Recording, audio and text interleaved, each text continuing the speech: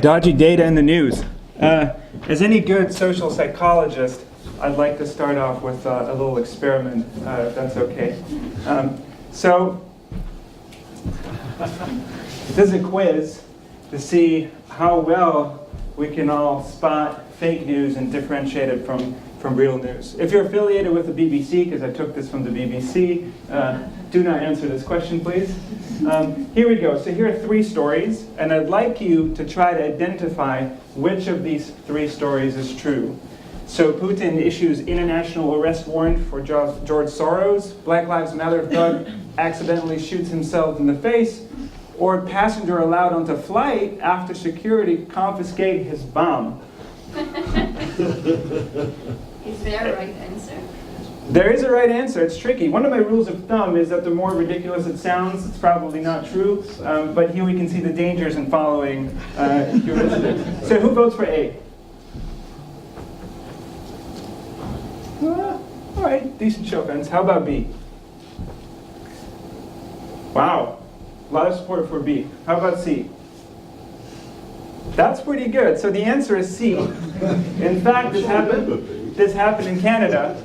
And in fact, security tried to give the pipe bomb back to the passenger after they confiscated it. So it is quite tricky.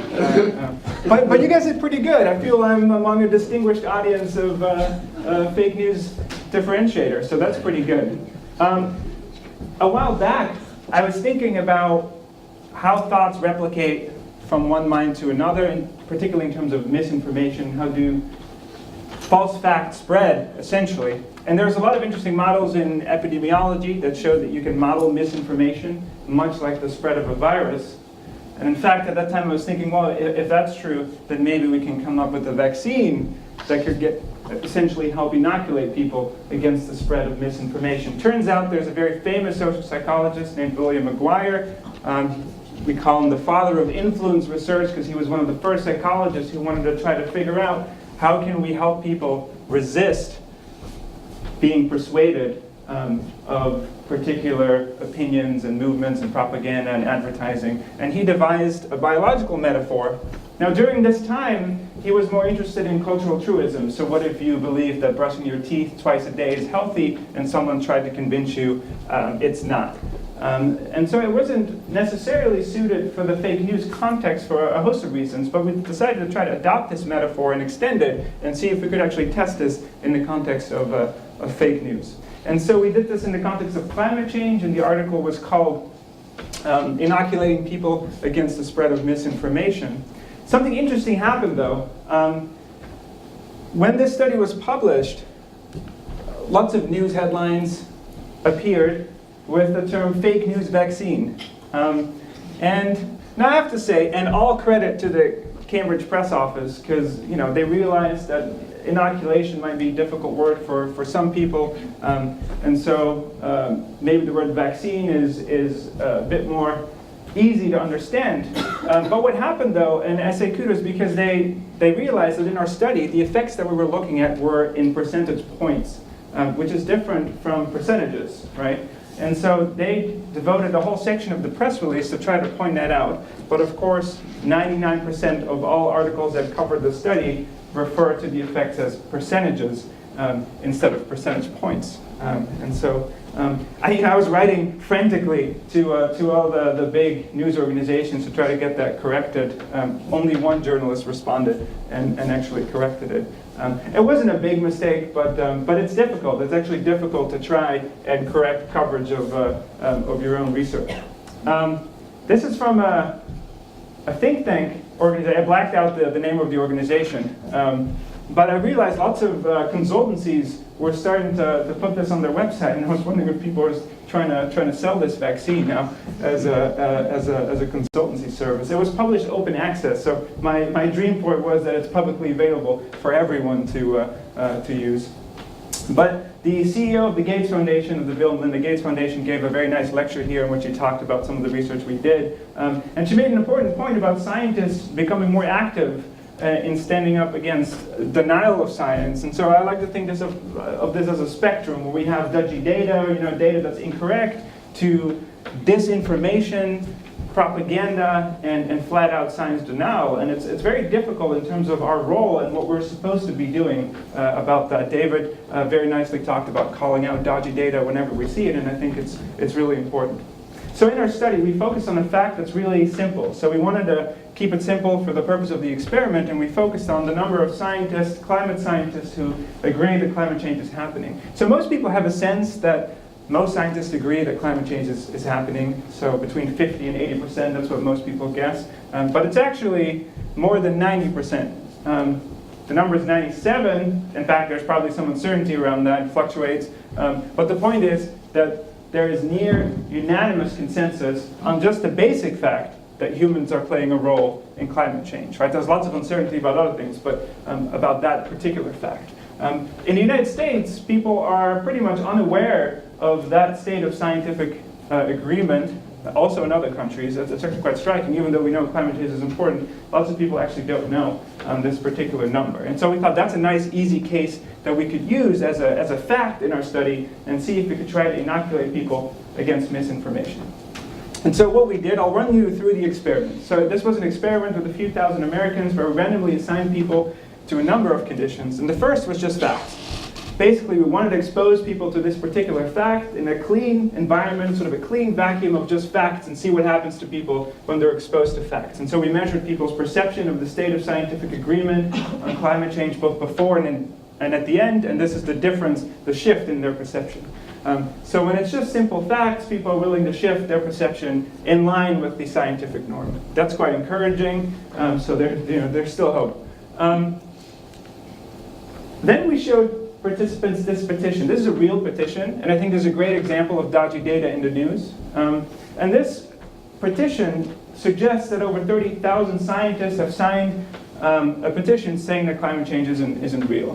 When you investigate this petition, you find that the signatories include Charles Darwin, members of the Spice Girls, but more importantly, it's also out of context and dubious in a number of ways. For example, the actual scientists on this petition are not climate scientists, and so this is what we call the fake expert technique. So someone with a PhD is then pushed to take a stance on a subject that they actually don't have knowledge about. Most of the signatories, though, have undergraduate degrees, and so they're not publishing scientists. And in fact, 30,000 sounds like a big number because they're using an absolute number, but it actually represents less than 0.3% of all science graduates in the United States, because it's a big country. So this is a minority if it were true at all. And so when we just showed people that information, they shift their perception of the consensus downwards, as we would expect. Misinformation does have an influence on people.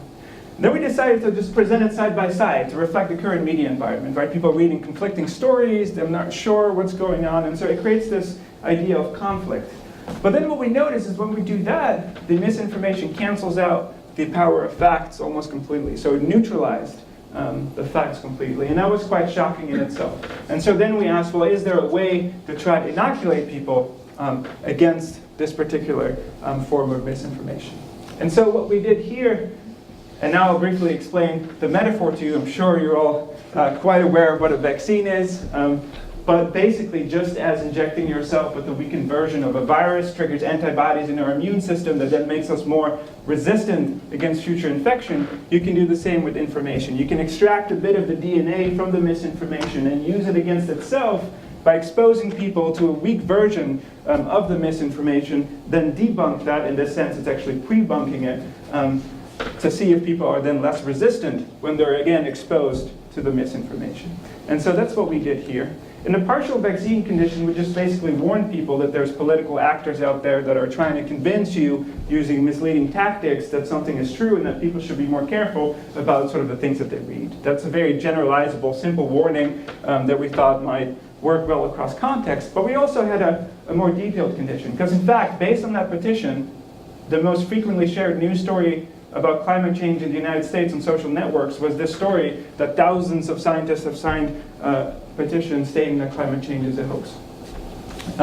In the full condition, we debunked that petition in particular. So basically what I just told you about, only 0.3% of of scientists are represented by that petition. Many of the signatories are fraudulent and so on, and see what that did for people. And here's what we found. In the partial vaccine condition, people were more skeptical about the information that they were presented, and the detailed vaccine condition did even better. So this is about 1/3 and 2/3 of the original effect. So it's not a magic vaccine that offers full protection, but it did help people become more resistant and less influenced by this particular form of misinformation. The nice thing was that because climate change is such a controversial issue in the United States, we observed the same pattern across the political spectrum, which sort of signaled to us that it doesn't really matter what side you're on. Nobody likes to be duped by fake news, and everybody becomes motivated to be more accurate when we're aware that people are targeting us with misinformation. I'll end with two comments on the practical applications of this. We spoke to Facebook once about their warning label system, and actually I would suggest that they put this warning label, which flags disputed content on the Facebook platform now, on top rather than the bottom. But they have their own experts doing A/B testing on these type of things. It was really interesting. A study was published actually a few days ago, trying to do an independent evaluation of how effective these warning labels are, and they found something really interesting. Although it sort of works, what they found was then, because stuff is not systematically tagged as disputed, people start thinking that stories that aren't tagged might be true while in fact they're false. And so, it's difficult to try to actually implement some of these mechanisms. And the last thing I'll say, with a colleague of mine, Jan Rosenbeek, I'm not sure if he's in the audience today, but we developed a fake news game, and we tried to test that in the Netherlands, and he was in charge of the field experiments.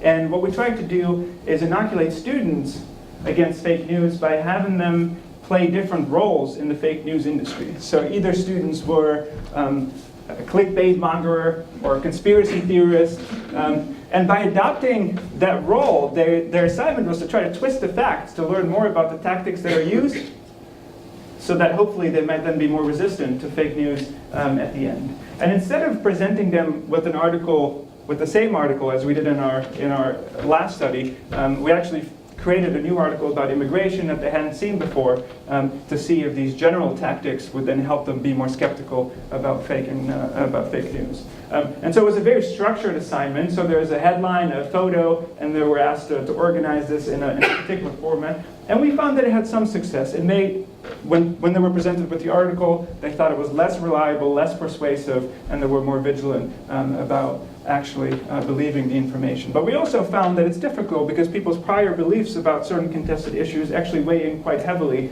in some of these effects. And so actually taking it to the field is challenging, but I think it's promising. And I'll end on thinking about this issue over the last year now. I think the most interesting thing about the vaccine idea is that we can all share it interpersonally, right? The real power of the vaccine lies in its ability to be shared. If you know a friend or a colleague that hasn't seen a fake news story yet, and you have an opportunity to actually inoculate them before the story comes out, that would be a great outcome. And if that person then reciprocates, then maybe at some point in the future we can build herd immunity against fake news. Thank you for listening.